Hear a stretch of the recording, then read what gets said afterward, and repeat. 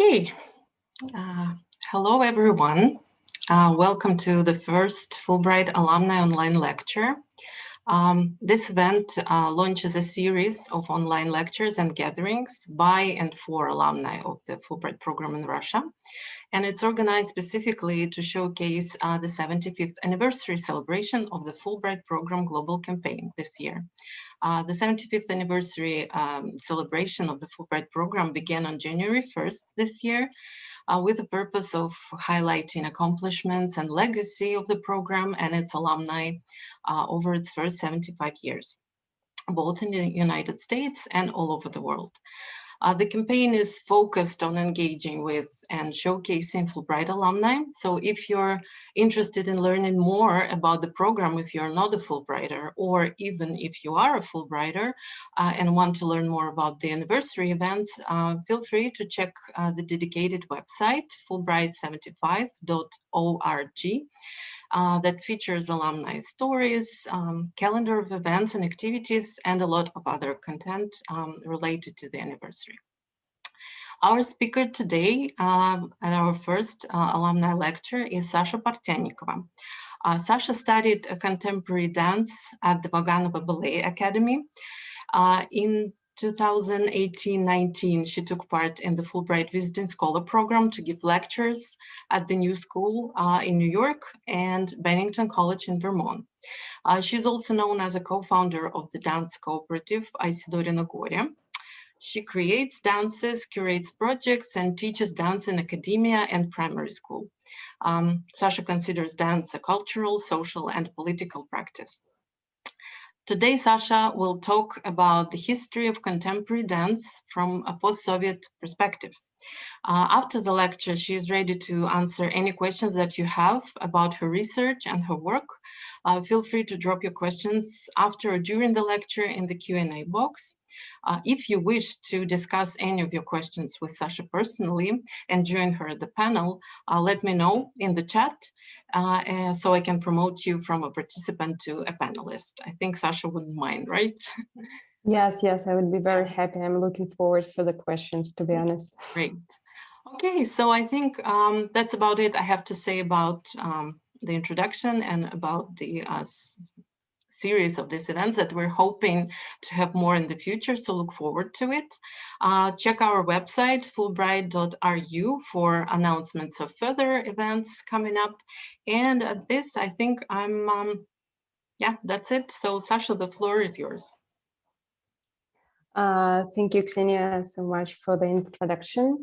And I would start from the presentation, and I hope to discuss more with the visitors of this webinar later. So first of all, I would love to express my gratitude to the Fulbright program in general, because it's very difficult to overestimate the influence that this program had on my professional life. And in particular, I would like to thank and to say that I admire the work of Moscow office in these days. I believe it's not easy, and because of that, it's even more important. So I send all my best feelings and wishes to your work. The topic of my lecture today is the history of contemporary dance from the post-Soviet perspective, canon, and the colonial practices. And shortly, we would discuss, excuse me, this is the plan of the lecture. So I will introduce post-Soviet context in which I studied and worked in contemporary dance. I will talk about the Soviet gesture research that we did together and continue doing with my aligned colleague Dasha Blokhova as we together are dance cooperative Isidore Nagore. So please, if you hear that I'm telling we, I mean me and Dasha. And in the third part, I will talk about my current project with my also colleague and ally, Nitzan Margaliot, that we are doing now mostly in Berlin and in collaboration with Berlin-based artists. First, I would love to start this story from my personal experience and to tell about how I get to know about contemporary dance in early 2000s in Russia. That time I was a student of Technical University and a study spectator of the only venue in Moscow where contemporary dance could be shown. That was Activy Zal venue, and it was affiliated with the Tsech Dance Agency. That was a beautiful time. It was really a sip of fresh air, not only for me. On that venue, there was always full houses, so Moscow audience really needed that. And later on, I knew that this project was mostly supported by Ford Foundation. Some of support they received from European Commission, and it was very, very little supported by national institutions. Later, when I myself became a student of Vaganova Ballet Academy, the first master's courses in Russian contemporary dance, my teachers in this academy, they were the artists that performed earlier on the same venue where I was a study spectator, being a student of Technical University. So I just want to highlight that we are speaking about very small circle of actors who were active in between Moscow and St. Petersburg. These teachers, of course, there were much more of them, but this was the major curators. These artists, they became professional dancers and professional contemporary dance choreographers after the falling of the Iron Curtain.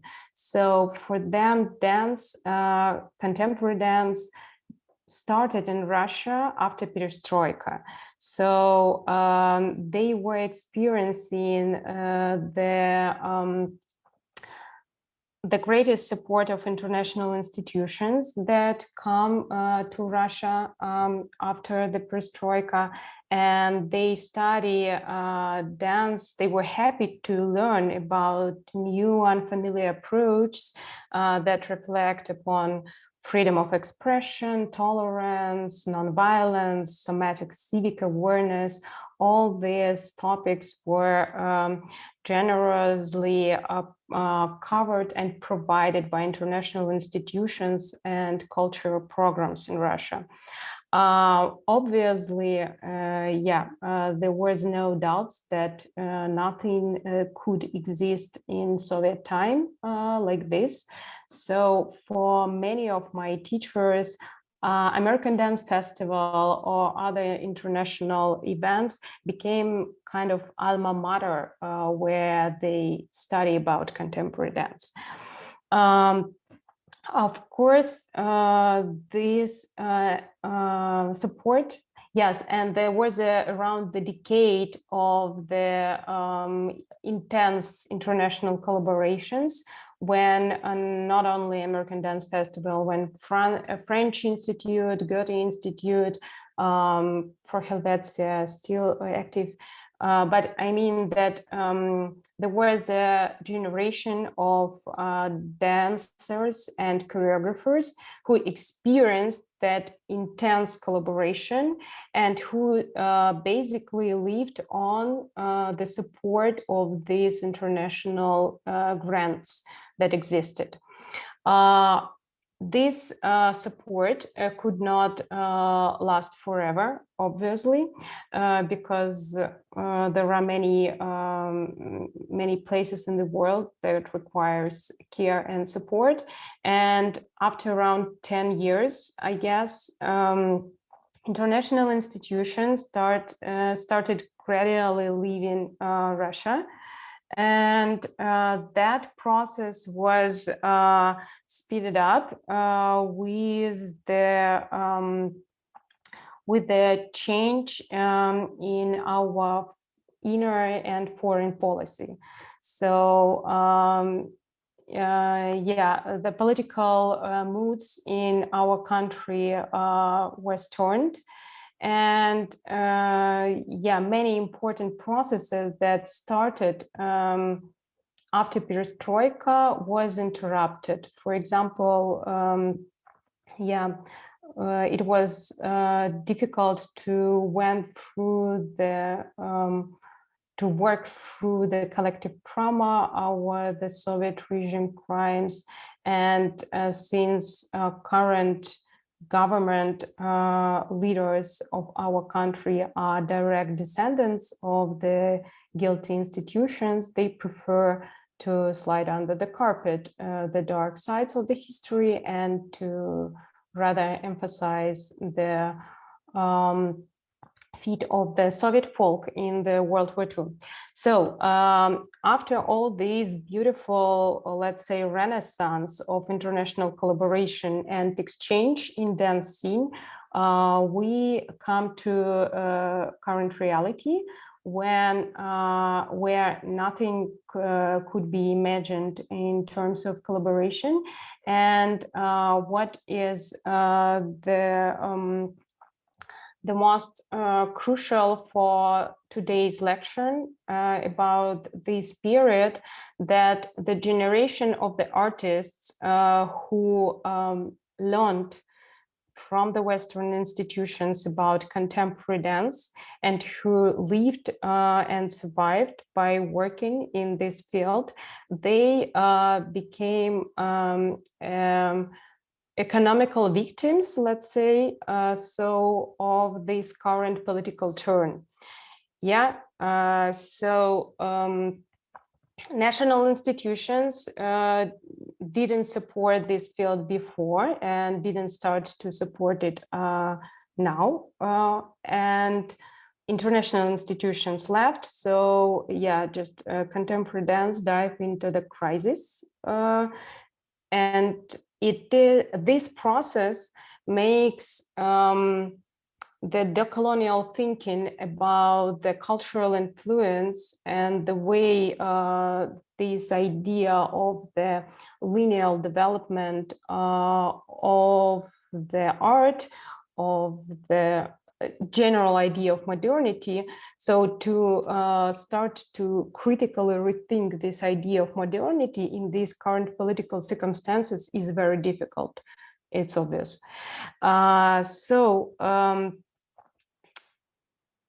Why I'm talking about that, because in these circumstances and in this context, the research on the Soviet heritage that we start to implement with Michael and start to think of that, it was meted with the resistance and misunderstanding of our colleagues who became professionals in that period of Russian history. So we are speaking about a very emotionally charged past, and we do not blame our teachers, because for them their life experience provide very convincing picture that contemporary dance is the Western phenomenon, the phenomenon of Western culture, where it it has well-documented history. There are many of certified techniques that could be taught, that could be distributed, and where big dance companies enjoy government support and could tour all over the world and could live the life of just normal people. Why here we see European Union territory and American territory, because if we go to the wiki page of contemporary dance, we will see the lineage of Northern American and Western European names, and we will see this lineage of connections and one-way linear development of the dance in 20th century.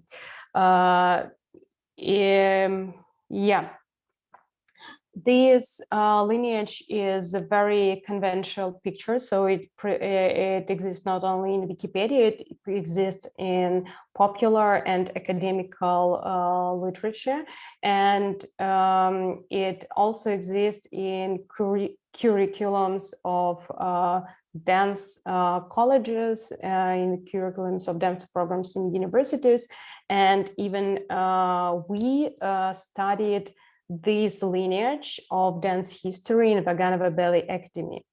And we not only studied that, we also taught it ourselves later on when we graduated from Vaganova Ballet Academy. So I would like to emphasize that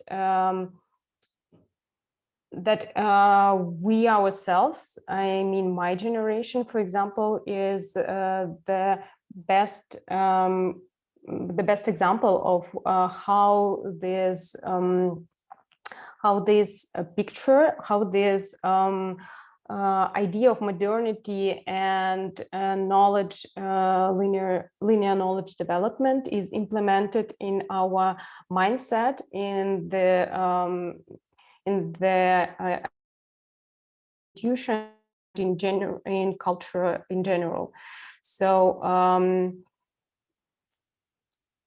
so later, when we started to think more and to work further, we just met these two books that we read, of course, before.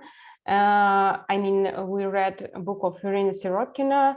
Nicoletta Mislier has also an Russian version, a Russian version of this book. So we started to question ourselves why material about the early experiments in dance in Soviet Russia that are published, that are well known, but they are not the part of the curriculum that we study. And people, for example, Irina Sirotkina, she practiced dance, and she is part of the several communities who maintain those practices. We started to question ourselves why these techniques and why this material is not a part of our curriculum of dance history. And it was sad to admit that that part, that story that existed in our country was neglected and diminished by our respected and beloved teachers who grew up with this idea that everything just started after perestroika. And and of course, with the mentioned political situation, we could understand it. And it was just a struggle to went through and just to decide to start this research.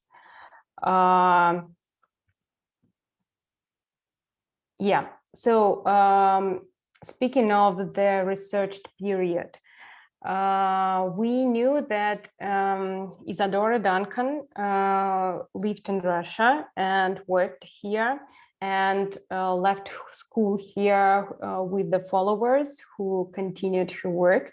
This fact actually is not very well known in the West, as I recently get to know. And we knew from these books that that she was not the only actor in the field. So there was a quite strong and diverse community of choreographers who started to experiment with dance and movement in Russian Empire before revolution and continued to do so after revolution.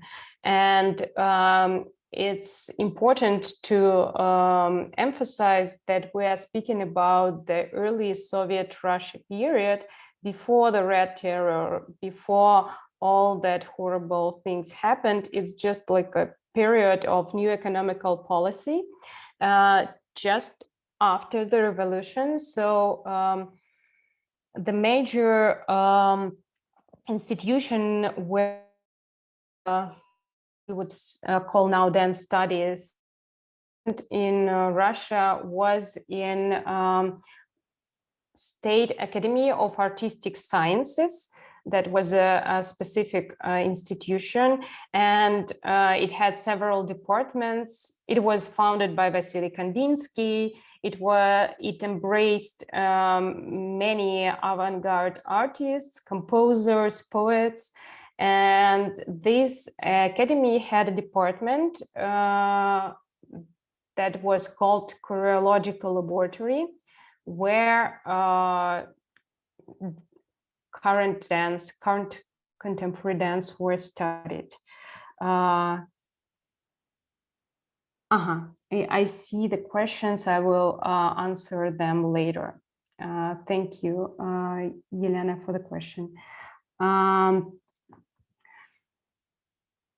Yeah, we started to our exploration, our research by reading these books. Yes, Yelena, thank you for your notice. They exist in Russian, and we read them in Russian. And from that books, we realized, and from our first steps, we realized that for the practical research, these theoretical books are not very useful, unfortunately. So we were really happy that we can, let's say, feed our post-colonial hunger, so to know more about the history of the culture. But for the practical use and for the real decolonial practices, it was not enough. But these books, they contained the references, and both of them became insane and beautiful resource of sources where we get to know that this that archive of that choreological laboratory that they are describing about exists, and we decided on our independent exploration in that archive, and we started to look for support for that research.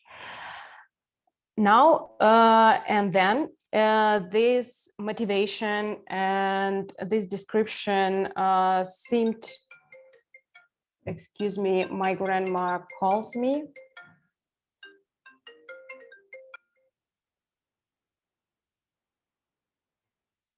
I do apologize. So we started to communicate with curators and to look for support from institutions for this research. And the most often question that we faced during this communication was what do we aim to add to existing canon? and how are we going to expand it? And here we coming back to this colonial discourse of culture, science, and knowledge in general in which we exist, because as an artist, we are not interested in expanding the canon, and we are not benefiting from the canon, because when I'm speaking about canon, I mean this canon where, of course, we can write the names of Martha Graham, Mary Wigman, Rudolf Laban, Ruth Saint Denis, Isadora Duncan is here, but her followers from Russia are not. So that was not the point of our research. And the point of our research was to find practical tools to bring practices back, because Irina Sirotkina wrote in her book that that those time existed enormous amount of private studios, of independent small circles, and every of them had a very developed concept and methodologies of movement, and they have very elaborated mindset about what dance is and how it could be developed. So we and since we knew that this state academy had a very particular academical structure, and that choreological laboratories that existed there had an experimental nature, we hoped to find laboratory journals or experiment notes or any artifacts from the artists, from the choreographers, that would help us to bridge the practices, that would help us to switch on toward the practices they did to the exercise, to the class, to something that could be done in the dance studio and not just read as a text. And we found that those materials in archive, but speaking of expectations, of course, we found not notes and not laboratory journals, but we found the enormous amount of minutes of the meetings of the choreological laboratory. So they had a very regular schedule of meetings, and on every meeting, one of the participants, one of the members of that laboratory made a report about the ideas or about the current accomplishments. Very often it was followed by a demonstration. And after the report and demonstration, there was a department discussion of all people who were in the audience, and that was very hot and very emotional discussions, but they was always very very serious and very ambitious in terms of academical thoughts. So we were impressed by these materials. And what was the most interesting, that all these actors, they used a lot of very specific words, terms. So the vocabulary were sometimes very difficult for us to guess.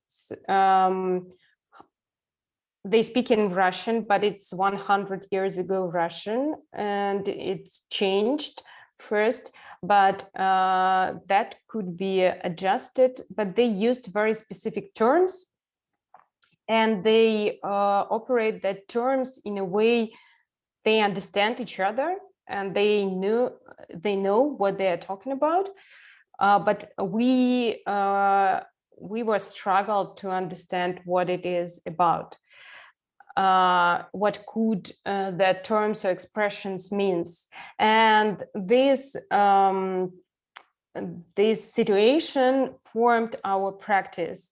We took that mysterious phrases or terms or expressions that we found, that we repeatedly found it in the texts of discussions, and we categorized them by in cards, in 4 sets of cards, and these cards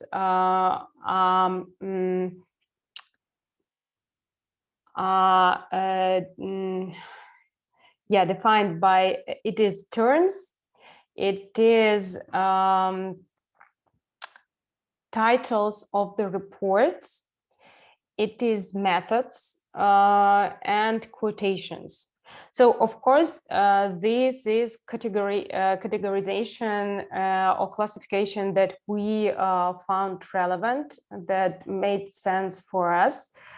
We do not insist that is final truth, but this categorization made us helped us to work with this material in the studio. So we just created these cards. Now you see them as they look in the book that became the result of our research. And they are of 4 different colors.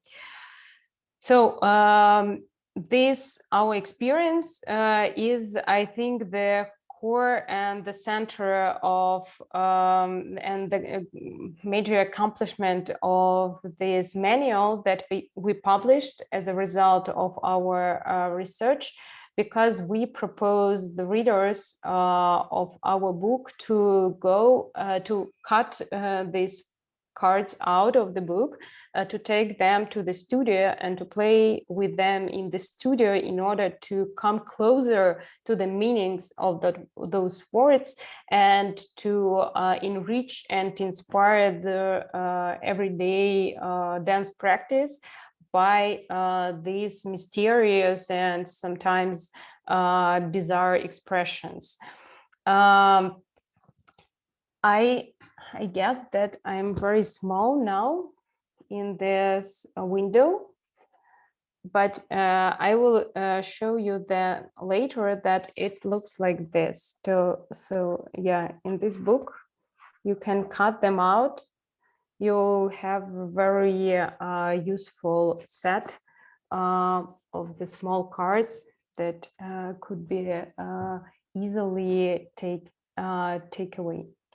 So I will share with you the couple of examples of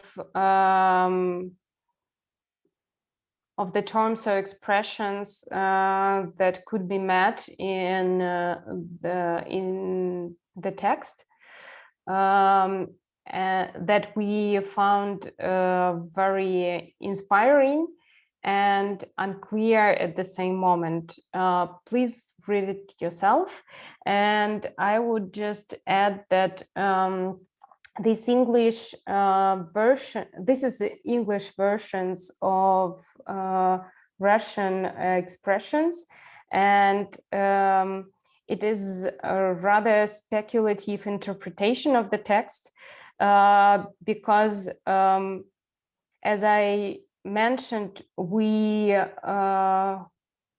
didn't come to the very clear understanding what did it mean, what did those terms mean, and it's not the purpose of our research to come to the very clear and the only truth. and this is one of the decolonial aspects of this research that we propose, we share in the open score of our process. We share what conclusions we came to, but we do not insist that they are the only conclusions, and we rather encourage our colleagues who would read this book to reinterpret it, to find out their own ways to deal with these cards, to switch them from one set to another, and to tell, no, this is method and this is quotation. So yeah, we are happy if the readers of this book would disagree with us and will find something that will bring them themselves to the archive for the independent research. Yes, this is one of the practices that we consider as a decolonial approach toward the existing canon and existing archival practices. And it is not surprising, I guess, that this research we implemented since 2015.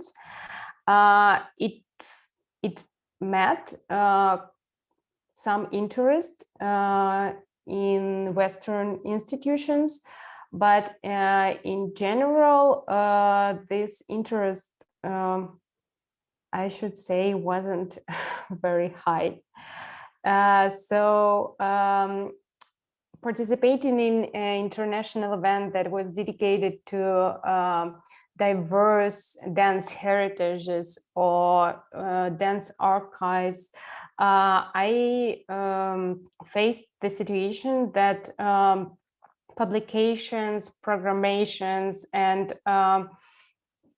other events that happen around this topic, they reproduce existing narrative of that canon that we already talked about. And I was also facing that there are many other artists like I am, who are our fellows in trouble, who are mostly coming from global East and South, and who are not the part of this beautiful team. From that, we decided to unite our forces with Nitsan Magaliot and to invite our colleagues to make a contribution toward the expanding existing archive. And we launched this web platform where we collected interviews with the artists who are researching unfamiliar archives, or archives who are not part of the existing canon, or who are researching familiar archives but through the alternative approach. We collected on this platform mostly interviews with Berlin-based artists. It's now just the question of current support. Of course, we aimed to expand it further. And on this platform, we covered the topics of Black German culture that is underrepresented in archives, DDR-related heritage, work with unestablished participants of Judson Dance Theater, under-recognized Butoh pioneers, modern choreographers from Eastern Europe, and that was very touchy and for me personally and interesting interviews about artists from and Hungary, neglected parts of follower and the way culture appropriation works in current system, vocal choreographers, interpretation of Berlin dance, spectator experience. So yeah, many interesting things. If you're curious, please take time and read through. And I will end with our common project that was, let's say, it was planned before, but because of Corona, it wasn't possible. Now we are waiting for the confirmation that it will happen. That is laboratory exchange, where we aimed to undo existing hierarchies and dominant mindset that exists in academical thinking. So we invite dancers and thinkers from the diverse background and interests. We expecting from every participant individual research, and we are open for the collective exchange. So this is basically the strategy of our common laboratory. Yeah, I think that's it for now, and I hope for the questions. Thank you so much, Sasha. We have in chat, we have two questions, the one that was asked by Yelena. And if you can see, I think you can see the chat, right? Yes, I'm reading Yelena's question.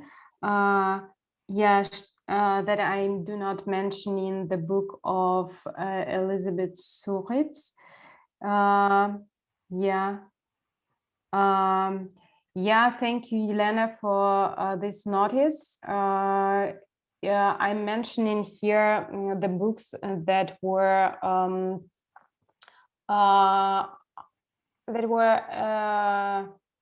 used in our research of Soviet dance experiment, and it doesn't mean that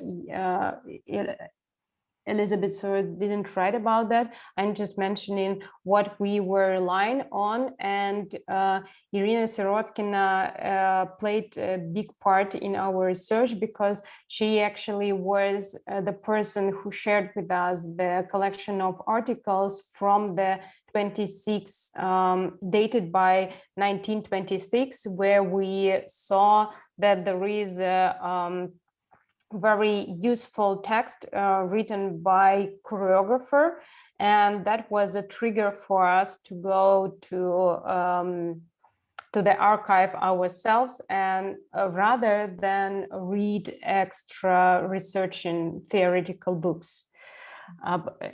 So thank you for the question. I hope that I answered.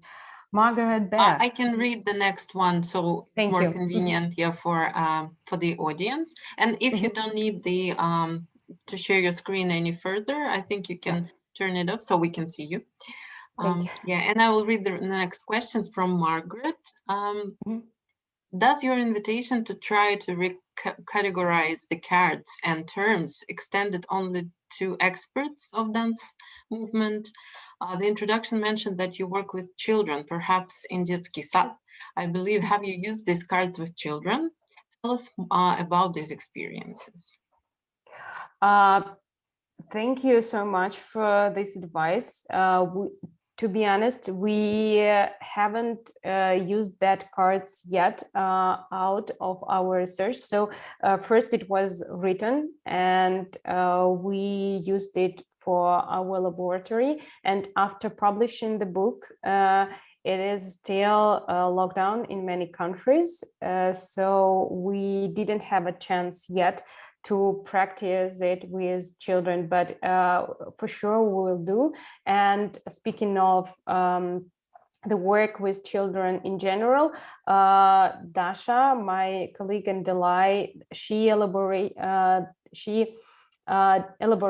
the special cards together with her children group. So they prepared the cards that are mapping the bodies, and that could be also used for improvisation and dance research. So yes, work with children is very important, and I think we will implement this experiment to our practice with children as well. Mhm. Thank you. Yes, anatomy. Yes, Dasha worked. We just need to send it to Margaret, that set of cards as well.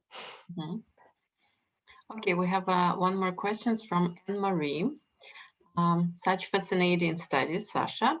I studied the US-Russian cooperation in space with the Fulbright in 2010-11 and have noticed a similar pattern of intense collaboration in the 2000s that seems to have receded since that decade. What do you think we can do to come together again in any or all aspects of culture and collaboration?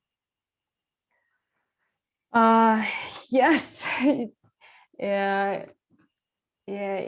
It's good to see that not only us noticing these tendencies.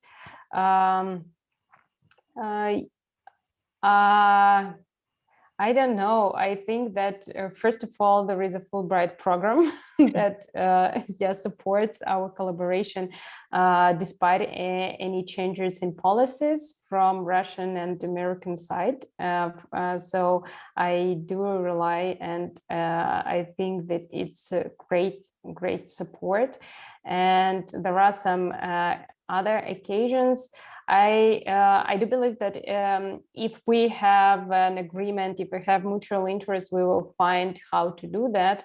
And I didn't mention that, but there is a dark side of this, like a forced collaboration that is actually the core of the colonial studies, that when it is based not on the mutual interest, but is based on this like a enlightenment idea of some culture that is less developed or has less resources or anything, it leads to the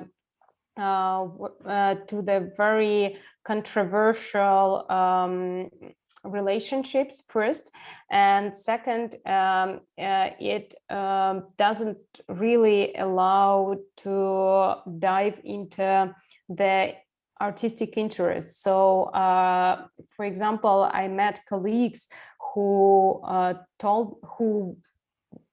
who is from the first generation, and they at some point told like we are happy that all international institutions are gone. We at least now we can focus on our interests and not on the topics that we expected to work with. So I think, yeah, we should see both these sides, and yes, and now I think we in that process. That is great. Yeah, and we're open to ideas as well. Yes. Sasha mentioned, yeah, the Fulbright program always welcomes new ideas and project ideas from scholars, from alums, and anyone, really. Yes, and Anne-Marie says thank you. Okay, any more questions from the audience about Sasha's research, her plans? Probably not. Yeah. Yeah, the vocabulary for biology is large. Yeah. Yeah. Margaret thanks us. Yeah, thank you, Margaret. And I think that we met once in one online event. So I believe that I have contacts. Yeah. How do we make contact? Well, Margaret, you can email me and I can put you through, yeah, with Sasha. And so you can exchange your emails. You can always address any alum that you're interested in making contact with through me. As a Fulbright coordinator, alumni coordinator, I have everyone's contacts and information. So yeah, I'll be happy to link you to. Well, seems there are no more questions from the audience. So yeah, I think that then we can again thank you all for joining today. And thank you so much, Sasha, for your work and for your presentation, for making it in English. Yes. Yeah. Thank you so much for invitation, and thank you, dear audience, for listening me today. And please, if any questions will pops up later, do not hesitate to reach me out. I will be happy to answer them, maybe clearly than today, maybe more precisely. And yeah, well, we will have more events like this in the coming months, and further on as well. But specifically for the 75th anniversary, we will try to arrange an event that will gather alums together at least once a month. So yeah, look forward to our announcements, to more emails from me. And I thank you all for joining us today. Take care and see you soon. Yeah. Yeah. Have a nice weekend. Yes, so the weekend is coming as well. Yeah. The weeks pass by so quickly. Time isn't real, so yeah. So see you. Okay. Bye. Ciao.